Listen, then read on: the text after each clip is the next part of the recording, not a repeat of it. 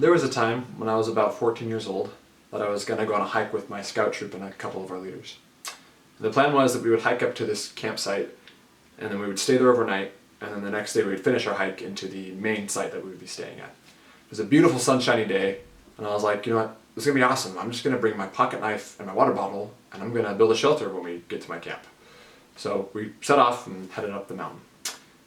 Well, soon enough, it started to get dark. And then it got darker. And then it got darker. And then it started to rain. And then it started to rain harder.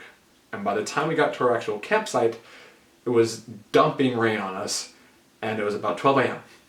So we're all freezing, soaking wet, and a little bit miserable. And here I am with my pocket knife and my water bottle.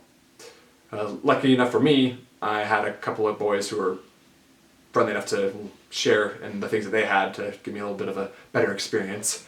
They let me squeeze into their their two-man tent. 4 of us got into that. And another guy had an extra sleeping bag for whatever reason. Anyways, we stayed the night there, and the next day we pack up and we head off to our next campsite. And we get there, and it's just a sight for sore eyes that we have a campfire and a lake to play on, that kind of stuff.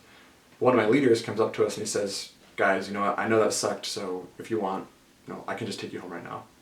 And a lot of the boys did go home.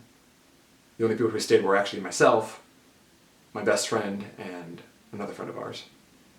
And I was thinking, going home sounds kind of nice, watching TV and all that kind of sounds kind of nice, but I put forth all that effort. I worked so hard to be here. I'm not going to give that up. That, and I wanted to see my dad. And when I saw my dad, he told me, "Son, I'm really proud that you stayed. I'm proud that you didn't just give up and go home like a bunch of the other boys did." And that really resonated with me because I look up to my dad a lot. And I really respect him. And I learned from that experience, we're going to have hard things in life. We're going to have these goals, these plans, these glorious ideas that we want to achieve. And when we set off, it's like, man, this is going to be awesome. And soon enough, when we get into the work, like, man, this is really, really hard. But what I learned from that experience, what I hope you take from that experience, is that, things get hard. But you got to do that hard thing to reach that goal that you have. You got to be willing to put forth that effort to walk through your own forest to reach that goal. And I can promise you that if you do that, it's going to be so much greater than if someone just gave it to you. So that's my invitation to you and to anyone who may watch this, to go do your hard thing and achieve that goal you so badly want to achieve.